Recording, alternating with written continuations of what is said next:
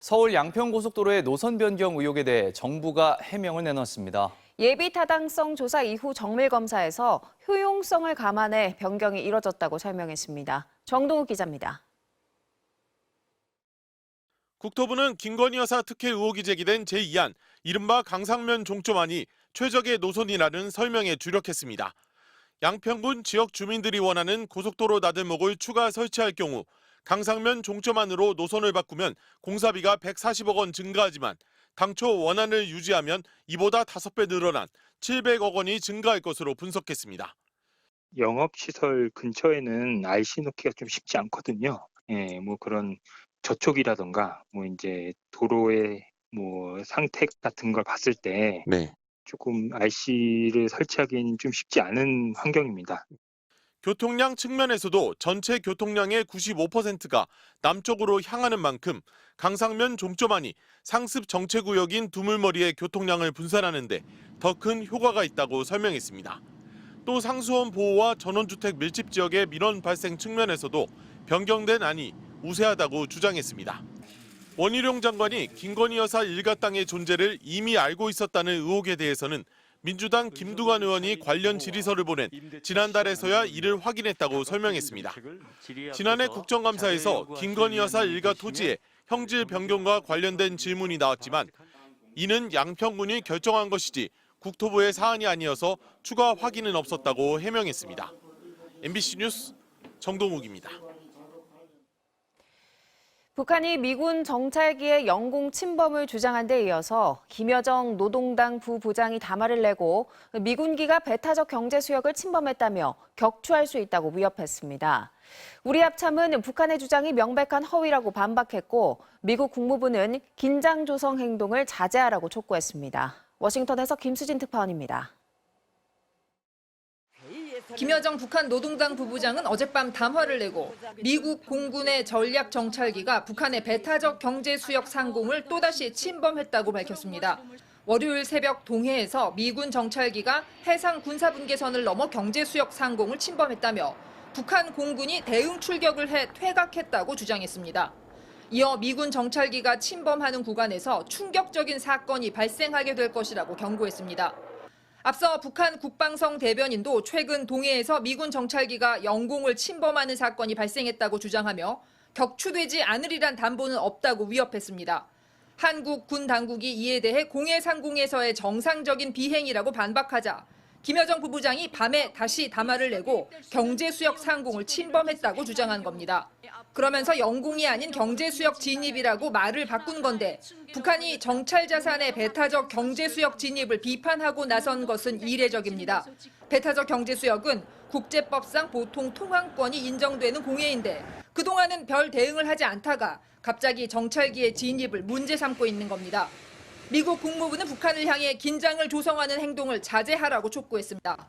We would urge the DPRK to refrain from escalatory actions and again call on it to engage in serious and sustained diplomacy. 한미 양국은 다음 주 핵협의그룹 첫 회의를 서울에서 개최할 예정입니다. 첫 번째 회의를 앞두고 북한이 정찰기 침범을 주장하며 한반도 긴장 구조의 책임을 한국과 미국에 떠넘기려는 것으로 보입니다. 워싱턴에서 MBC 뉴스 김수진입니다. 초복인 오늘은 전국 대부분 지역에 비가 내리겠습니다. 120mm 이상, 곳에 따라 150mm가 넘는 많은 비가 예상되는데요. 남부지방은 무더위가 이어지겠습니다. 윤상문 기자입니다. 오늘 전국 대부분 지역에 돌풍과 천둥, 번개를 동반한 비가 내리겠습니다.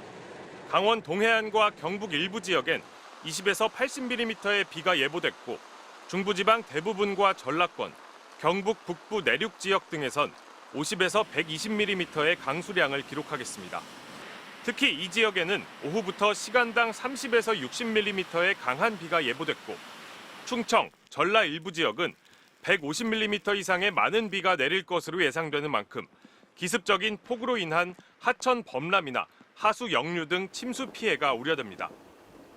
게다가 최근 폭우가 자주 내려 지반이 약해진 곳이 많기 때문에 기상청은 비가 적게 내리더라도 축대나 옹벽 붕괴, 산사태 등의 사고가 발생할 수 있다며 주의를 당부했습니다. 초복인 오늘, 무더위도 계속되겠습니다.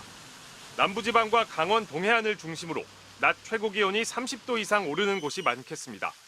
남부지방 대부분과 제주도 북부 지역에는 현재 폭염주의보가 내려졌는데 특히 습도가 높아 매우 무더울 것으로 예상됩니다.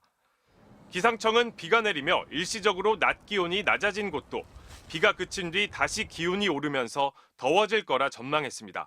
MBC 뉴스 윤상문입니다.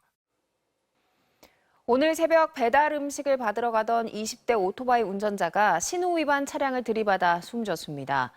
대구에서는 60대 여성이 흉기에 찔린 채 발견됐고 인천에서는 아파트 단지에서 70대 운전자가 몰던 차량이 담장 아래로 추락하면서 동승자가 숨졌습니다.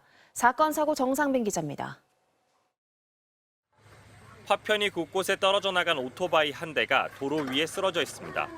근처 SUV 차량은 왼편이 종이장처럼 구겨졌고 앞뒤 좌석은 모두 에어백이 터졌습니다.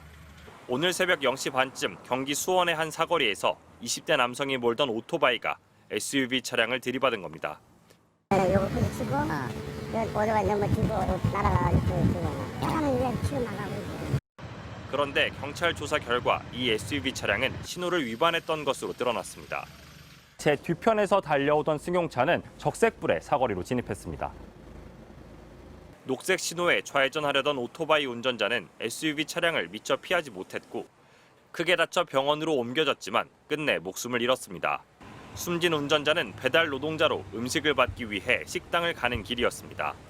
경찰은 SUV 차량 운전자가 음주 상태는 아니었던 것으로 보고 블랙박스 영상 등을 바탕으로 정확한 사고 경위를 조사하고 있습니다. 어제 저녁 7시 반쯤엔 대구에서 60대 남성이 지인인 60대 여성을 흉기로 찌른 뒤 자해하다 경찰에 체포를 했습니다. 피해 여성은 심정지 상태로 병원으로 옮겨졌고 가해 남성도 중상을 입어 병원에서 치료받고 있습니다. 경찰은 남성이 회복하는 대로 범행 동기를 조사할 예정입니다. 어제 오후 5시쯤엔 인천 서구의 한 아파트 단지에서 SUV 차량이 담장 아래로 추락해 60대 동승자가 숨지고 70대 운전자가 중상을 입었습니다. 경찰은 음주운전은 아닌 것으로 보고 CCTV 영상 등을 통해 정확한 사고 경위를 조사하고 있습니다. MBC 뉴스 정상빈입니다. 지난달 IAEA와 태평양 도서국들 간의 두 차례 화상회의가 진행됐는데요. 이 영상을 MBC가 입수해서 분석했습니다. 회의에서 오염수 방류가 한국 등 주변국의 손해일 뿐이라는 지적이 여러 차례 나왔지만 IAEA는 자신들과 관계없다며 시종일관 책임을 회피했습니다. 남효정 기자입니다. 지난달 IAEA와 태평양 도서국들이 후쿠시마 오염수와 관련해 연 화상회의. 태도국 측이 IAEA에 후쿠시마 오염수 방류가 한국 등에 어떤 이익이 있냐고 묻습니다. Can you identify any benefit that Fiji or South Korea or any other Pacific country might get from Japan's action? Is there any benefit that they will get? IAEA 정당화 원칙에 따르면 이익이 손해보다 클 때만 방사성 물질을 내보내도록 돼 있는데 한국 등은 손해만 있을 뿐 이익이 없다는 겁니다. 한국 등 주변국의 손해에 대한 지적은 회의에서 여러 차례 반복적으로 나옵니다. Are there any benefits that societies like Fiji and South Korea or the Marshall Islands might get from this particular proposed activity? 하지만 IAEA는 한결같이 자신들이 판단할 문제가 아니라며 일본에 물어보라고 말합니다. You need to ask to Japan. This is not our role. 이보다 2달 전 열린 IAEA와 태도국들의 회의에서도 후쿠시마 오염수로 주변국은 손해만 본다는 지적이 반복됐습니다. 하지만 IAEA는 검증 과정에서 끝내 이 부분을 제외한 채 오염수 방류가 안전하다는 최종 보고서를 발표했습니다. MBC 뉴스 남효정입니다.